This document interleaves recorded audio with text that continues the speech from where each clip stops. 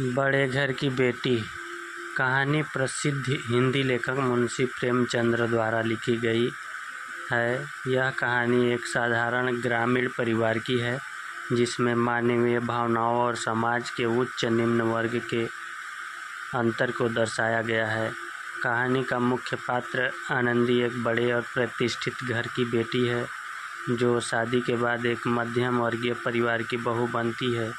और इस कहानी के माध्यम से प्रेमचंद्र जी ने नारी के त्याग, सहनशीलता और उसकी भूमिका को समाज में उच्च स्थान पर रखा है। आनंदी की शादी एक साधारण घर में होती है जहां उसका ससुराल उसके मायके की तुलना में छोटा और कम संपन्न होता है। उसके पति श्रीकंठ एक सज्जन व्यक्ति हैं जो अपनी पत्नी का बहुत सम्मान करते हैं। हालांकि उनके घर में छोटे छोटे झगड़े और कलह अक्सर होते रहते हैं। आनंदी अपने मायके की बड़ी बेटी होने के कारण बचपन से ही जिम्मेदारी, धैर्य और सहनशीलता की आदत डाली हुई थी। इसीलिए वह इन छोटी मोटी बातों पर ध्यान नहीं देती और ससुराल के सभी सदस्यों के साथ अच्छे से रहती है। एक दिन उसका देवर घीसू और उसके पति श्रीकंठ में किसी बात पर झगड़ा हो जाता है। गुस्से में आकर श्रीकंठ घीसू को बुरा भला कह देते हैं और दोनों भाइयों के बीच विवाद बढ़ जाता है। परिवार में बंटवारे की स्थिति पैदा हो जाती है।